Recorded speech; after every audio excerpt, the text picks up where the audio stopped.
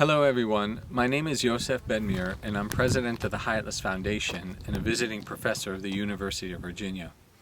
We are standing in the Marrakesh region of the Kingdom of Morocco in the Tamsloch municipality. There we have the village of Ashbaro, and here is a 700-year-old Jewish cemetery called Akrich. Now, this talk with the Middle East Studies Association is about pluralistic tree planting that is occurring in this nation. What does that mean and why is it important? In Morocco, 70% of agricultural land generates 10 to 15% of agricultural revenue. What people are growing in traditional ways is barley and corn. And the nation has to import more than 50% of these staples. There was a time where it was viable for the people to grow barley and corn for sustenance reasons. But now, where most rural poverty is concentrated with farming families, they need to transition from that traditional approach of growing those staples to the far more lucrative fruit trees and medicinal plants. Fortunately, in Morocco, there are 14 varieties of fruit that grow organically. There are 10 varieties of subspecies of fig that are endemic to Morocco. There's an endemic variety of date, of carob, of pear, of apple. There are dozens of medicinal plants that grow wild in Morocco, including sage, thyme, oregano, capers. And so, as farmers transition from barley and corn to fruit trees, they need land in order to build their nurseries. They can't forego their barley and corn because they need to harvest and have sustenance every year. And for a nursery, for a seed to grow into a sapling in a nursery, it takes 1 to 2 years. So that gift of land enables them to make the transition from growing the staples to fruit trees. Now, where can farming communities of the nation receive land without cost? Well, the Atlas Foundation receives land from the Moroccan government, from the National Agency of Waters and Forests, from public schools that have land next that is unused, that's part of the public school domain area, but also the Atlas Foundation receives land from the Moroccan Jewish community. This burial location has land inside of it that is unused. And there are 600 of such saints, Hebrew saints, buried in Morocco.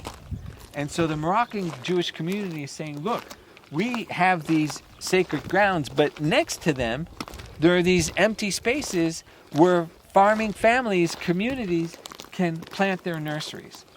This example where we're going to enter is the 12-year-old nursery that is the pilot in the country.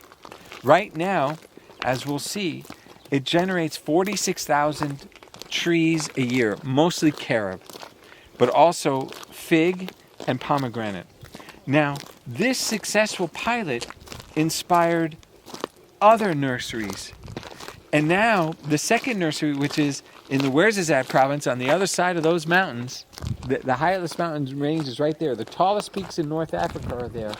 On the south side of those mountains is the Moroccan government funded a tree nursery built for the farming families of that region, built on land lent without cost by the Moroccan Jewish community.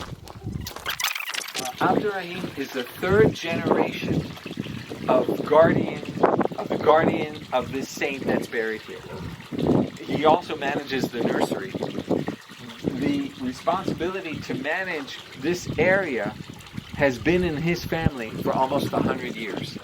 This basin was built, 50% was paid by the Moroccan Jewish community, 50% by the Atlas Foundation. There's a solar water pump system that was provided by a consortium of Moroccan companies dedicated to renewable energy called Fenelec.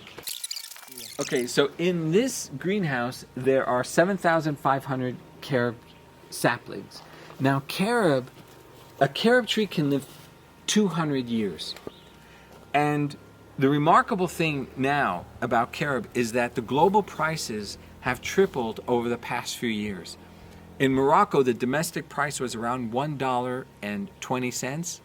Now it's actually approaching closer to 4 times that. It's over $4 a kilo. A mature carob tree can generate 500 kilos. Now it takes 10 to 12 years for a carob tree to mature, but you can see how one can generate a tremendous amount. These are medicinal plants.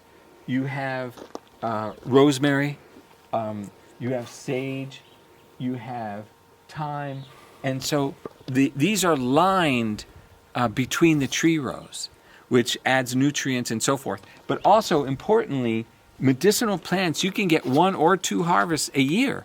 So whereas the carob takes 10 to 12 years, or even up to 15, to start generating an amount that really makes a profound difference for farming families, they'll immediately gain income every year through the provision of medicinal plants. And this is a community-identified project. As an organization, we're dedicated to the projects that are prioritized by the people. Clean drinking water, school infrastructure. We're in a province where there are many schools without bathrooms. So organizationally, the High Atlas Foundation is dedicated to the range of initiatives that people express that are most important to them. And that's why we've focused on tree planting very heavily, because it is widely expressed to be a priority of the people. Right now, the foundation helps communities manage 15 nurseries, equaling about 2.2 million saplings. 1.7 of them will be transplanted from now, end of November, through the end of March. And we're also building new tree nurseries. What did we learn from this nursery over the 10 or 12 years? There's 46,000 now that are growing. In the earlier years, there was about half that. How really it was through investment in water infrastructure, containment system, the basin, the way that the water is now retained in the soil, the way it's being planted and it's being held in place. It's almost like mini greenhouses at the base of these trees to conserve and maximize the water. Here you have pomegranate.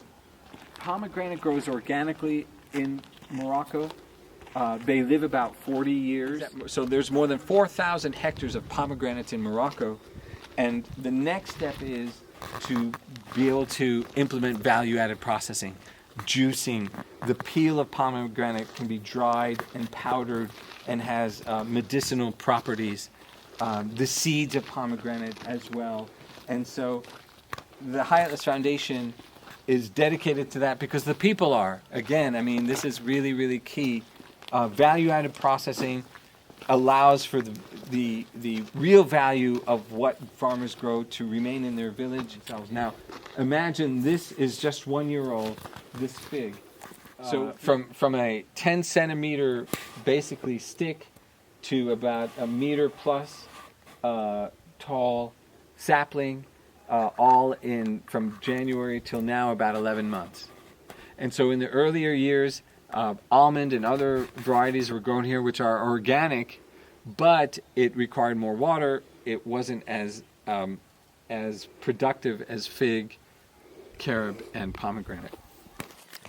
Moroccan Jewish people from around the world come here primarily in June when the pilgrimage occurs. And Raphael HaKohen, the saint, has been known for healing.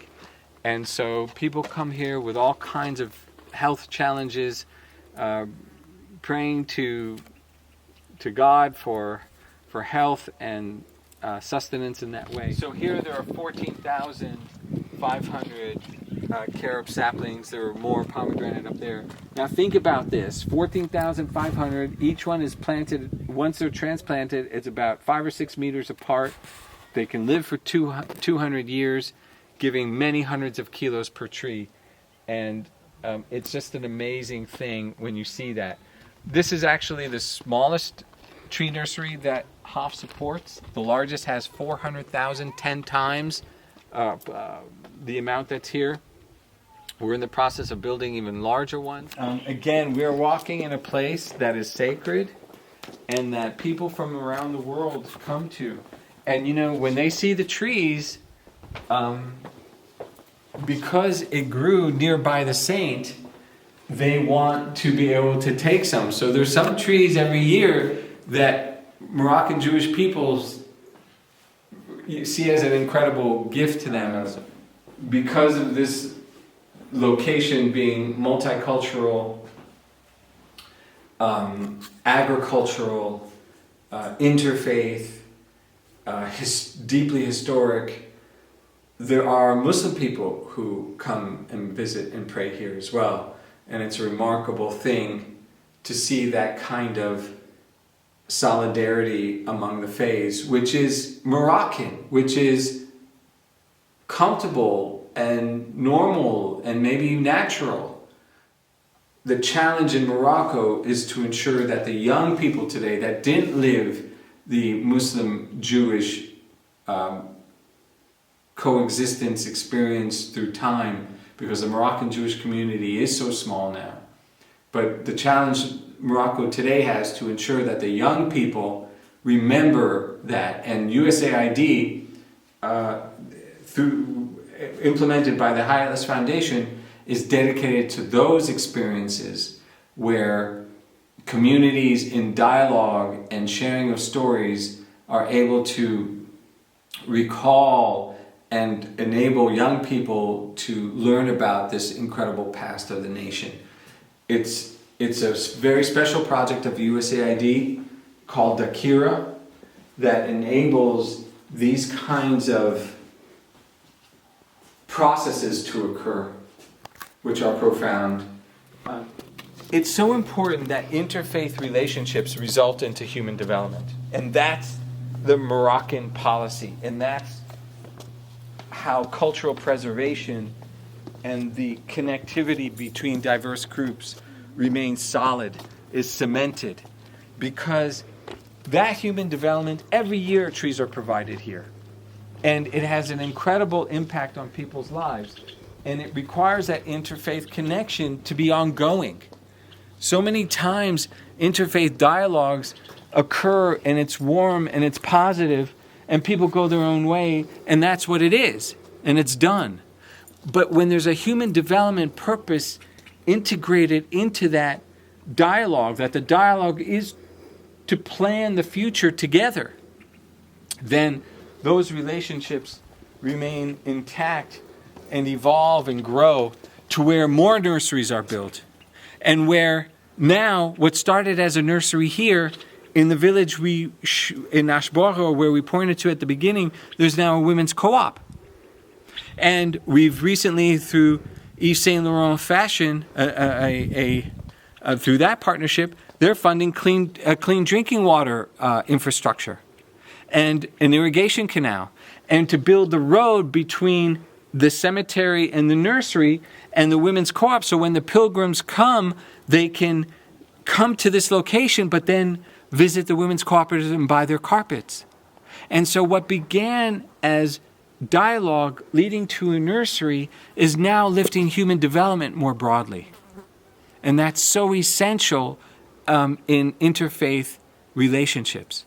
And so our message, the Moroccan message, would be that interfaith dialogue is wonderful and needed in and of itself, but for sustainable societies and for food security and for clean water and for the development dreams of people to come true, we need it.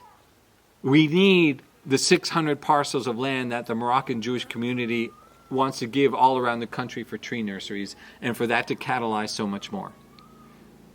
We need the relationship, but we need all the bounty and good that that relationship can bring for our best futures.